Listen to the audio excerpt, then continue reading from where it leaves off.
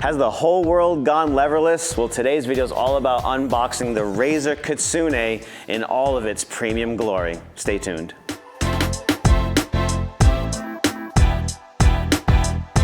Welcome back, Button Club members, to another unboxing video. I am your host, hanging out with you today, ShadowFury. Before we get started on unboxing this amazing leverless controller today, I just want to say thank you to all of our subscribers, everyone who's watched, liked, commented, and subscribed, even shared the videos. The YouTube channel is doing very, very well, so it is very, very exciting, which is why we are here to bring this to you today. So, Leverless, one of the biggest topics of fighting game peripherals right now. So many Japanese players have switched, and you kind of at times can feel a little left out if you don't have one. So Razer, being the big company that they are for gaming enthusiasts, has decided to throw their hat into the ring with this, the Razer Kitsune. Now, what's very unique and different about this from other things and from other leverless controllers like this is the switches that it's using. They are using Razer's proprietary optical switches. So before we open this up, I'll explain what optical switches are just real quick. So, your standard switch that you see in a Sanwa button or gamer finger or whatever have you is a micro switch setup. So it's a mechanical switch. When you press the button, a contact is being removed, and that's how the button press goes through.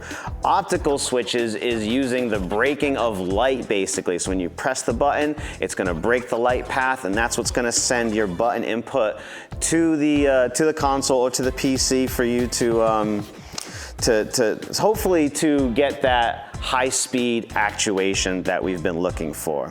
As you can see here, we have the Cammy skinned one. So Razer has 3 different versions of this. This is the Cammy one. They have an all-black one, and they also do have a Chun-Li version. Both the Chun-Li and Cammy ones were ordered thanks to James from The Compound. Please give The Compound a follow on Twitch. I am part of the weekly Nerdly News podcast with them, where we discuss other things, in nerddom and Button Club, happenings. So yeah, without any further ado, let's get this thing cracked open, because I'm very excited to see this. We've had it in our possession, honestly, for, I want to say, a couple of months.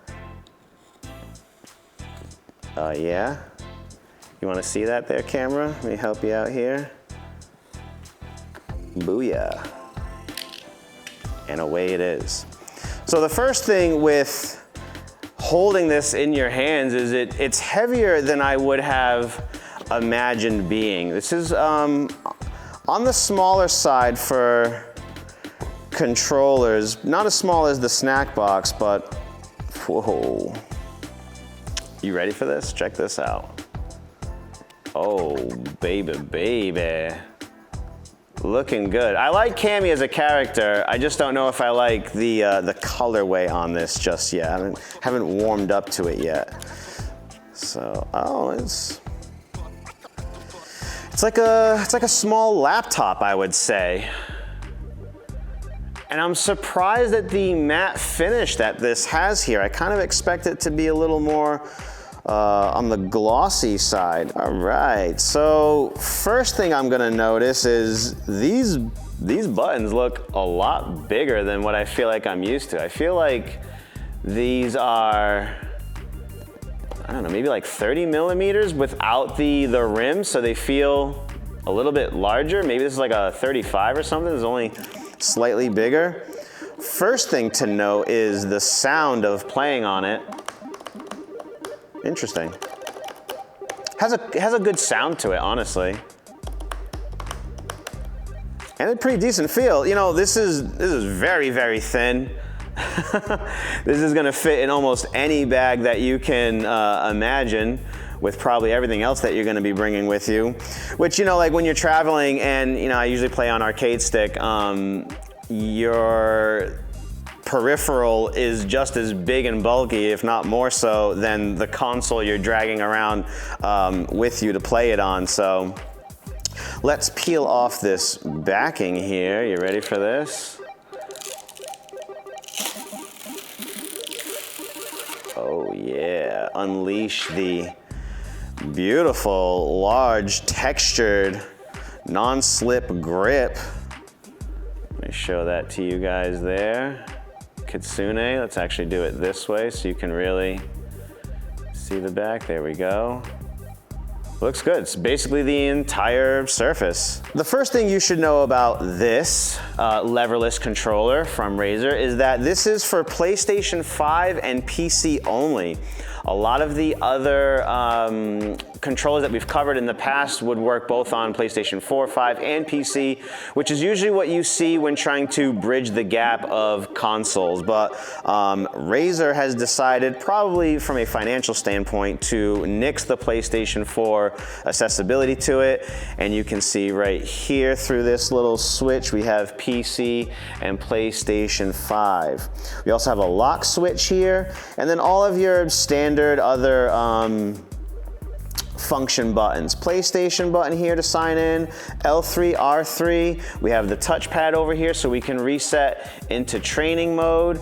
And then this looks like, yeah, start and share are over here. This is pretty sleek. What you can't see right now because it's not plugged in is this actually has a little rim that goes all the way around for RGB, which I think you can adjust some of the settings in here.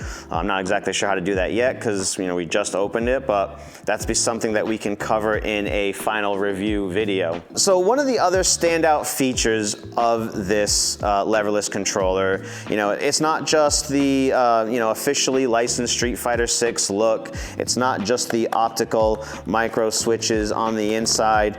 It also has a very unique way of plugging in. Okay, I'll show you here on this camera. So you can see this little latch over here. When I flip the switch to the right and then lift up on it, it opens this door for the USB-C cable to connect to, okay? Which is pretty different. So once you put your USB-C cable in here, you close the latch, press it down, and then flip the switch, and your cable is now locked in there. So it's not gonna be yanked out in an aggressive, I knew I teched that throw, or anything like that. So I thought that was pretty unique for all that. This thing is super, super light. I wonder if it says anywhere how lightweight it is. Packaging was kind of on the minimal side. I'm surprised there's no like plastic over some of the buttons or even over this artwork, which again, like, hold on, yeah, you can see that there, right? Look at that, and you know, the way it catches the light. Look at how shiny it looks on the box by comparison. Now I know there's like a gloss finish over that part of the box to make it, look more attractive, but the green and the color saturation is very different from how it looks on there compared to in person. Because yeah, there's like no tab here to release any type of plastic that would, disrupt the look on it. But either way, this is really cool. What I also like about it is how much room you get for your wrists while you're playing. So you can see my whole hand, fits on there by the wrist. What bothers me about like the Snackbox style leverless controllers and the actual Hitbox brand controllers is that it's basically, when you're resting your hands on it, it's like halfway through your palms. And it feels very awkward and not supportive. There are a lot of leverless players out there that say that you shouldn't really plant your wrists to play, that you should actually kind of float them to play to really help with things like carpal tunnel and all that. But like, as much as I want to have good practice for doing something like that, my hands just don't want to float. They want to just rest. And then at least the texture of this surface makes it easier to move around when you want to, slide certain inputs. So Razer got a little bit of flack with this release because of the very limited amount of skins that they have. This one and the Chun-Li being the most attractive looking ones, but kind of pretty specific for character favoritism. And then the all black one is just really that. It's all black and not super interesting. And if you wanted to add your own artwork to this, you're not really going to be able to in a standard fashion, because this is not a acrylic top over some artwork. This is part of the finish of this metal plate over here. And the only thing that they're offering currently through their website are different vinyl wrap skins to go over. Maybe you could have some customized or this and that, but that's really kind of it. When it comes to working on this, it's a little bit more, it's not so, maybe not user-friendly or mod-friendly. You can see here on the back, and then we'll show the other camera there, these little dots here, these little divots, these are just little rubber plugs that you get to remove to get to the screws. When you undo that, the entire top panel can come off, and that's how you can replace your switches or things like that. The switches that come with this are obviously Razer's proprietary optical switches, but there is a little bit of universal acceptance when it comes to that, because you could put other switches in here, hot swappable, as long as they're the right ones to fit. When it comes to the actual buttons themselves, this is really all you get. You just get the black flat buttons. Razer currently isn't making, red ones or white ones, green, to go with the overall color theme of whichever one you've purchased. So it's basically black, and that's all you have. So these are just things that come to the look of it. When you're picking this up for $300, you want it to have great form and function, but you also want it to look really cool and be super impressed. And it's not that I'm not impressed with how this looks, but it does bother me a little bit just how kind of dull that is. Like I said earlier, I do think the Chun-Li artwork is a little bit better, and probably one that I would be more interested in having in my collection. But the comparison of seeing it in person compared to on the box or some of the pictures that I might have seen online, who knows what that would look like. Maybe we can cover that in a future video. Let's see what else is here in the box. I imagine this to be our cable. And what's also really nice about this cable is look how flexible it is. It's not really super stiff. It's not gonna hold its shape when we unwind it. Not super bad anyway. Yeah, look at that. Probably the standard, 10 meters of cable over there. And then for fun, let's just actually take this end out and try and see if we can get it over here inside. So we're gonna flip our switch, flip it up, open. USB-C makes things easy, so we don't have to really worry about which way we're going in. There we are, we're plugged in, and then we're gonna close it, lock it down, and there you go. As a side note, I have seen issues with the Victrix, some of the older versions of the Victrix Pro, Fight Stick, and Leverless. The USB-C having a lot of pull down drag here on the cable, and then having disconnect issues, here at the controller. Maybe something like this will help stabilize that and not be an issue, because even in other junk food, snack box, leverless controllers, I think if anyone's had issues with them, it's been with the connectivity of it and not really much anything else. That more or less covers the features that this comes with. It's pretty standard. I'd say the only thing that this thing doesn't come with that I haven't seen, I'm not sure if I've mentioned it yet, there is no headphone jack on here. There is not a single spot to plug in a headset accessory so that you can listen to your game. Now, if you're playing on PC, that's not really a thing, right? You're probably gonna use a really nice headset that you have, and that'll plug into the USB port on the actual laptop. But if you're a console gamer, which some of us still are, that might be a feature that you've wanted, and when you're paying $300 for a premium leverless controller like this, I think that's a feature that we're definitely kind of missing out on. So, all right, enough about that. We're gonna take a quick second, so don't go anywhere. We're gonna set this thing up on the PS5, see how it feels to play. So stick around, hang out with us. We'll be right back. All right, welcome back. Thank you for sticking around. We are here with the Razer Kitsune Leverless plugged into our PS5 and monitor. And now we're just gonna play on this thing and see how it feels on our first try, okay? Some dashing, some scumbaggery, okay. Okay.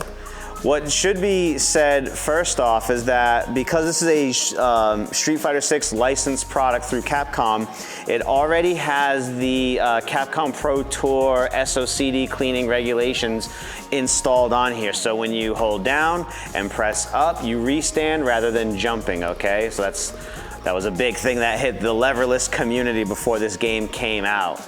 And then we got Cammy over here so we can beat on her. Yeah, baby. It does feel smooth and pretty instantaneous.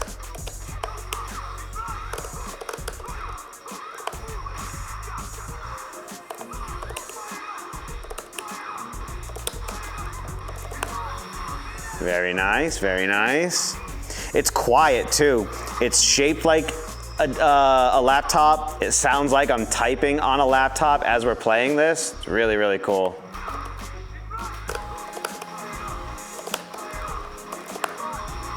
Very nice, very nice.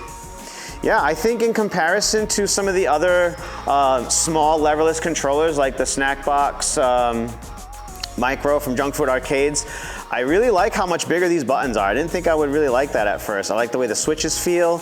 I like the amount of wrist rest that I have here available to me. And these function buttons are so much nicer to press rather than the little tiny rivets that pop up. You know, when you're in training mode and you're constantly doing this because you're working on something, those little pins to press over and over again do get a little, you know, taxing on the finger. So, you know, being able to do all the things that I comfortably can do at home on my normal peripheral is a big bonus, obviously, right? And then, you know, we've dabbled back and forth with Leverless for a long time, and it seems like the thing to use, and then there's just certain things that don't translate as well sometimes, especially in the heat of the moment, as they say. But this feels really solid. Yeah, this feels really nice. It's very pleasant to play on. The switches feel really, really fast. It's such a low profile button. It doesn't really stick up too much off of the surface area. But overall, this feels pretty good. I'm not gonna lie. I'm a little more impressed by how it feels. You know, it's nice that it's low profile. You know, obviously I'm playing on a desk right now rather than on my lap, which is how I would normally be playing it at home and at tournaments and stuff like that. But the switches are really satisfying to press. They don't take a lot of actuation force at all. I basically, if you thought Sanwas were touchy, you can see the littlest micro step that I'm taking just from, you know, touching it so lightly. And I would say I am someone who plays a little on the heavier side, so.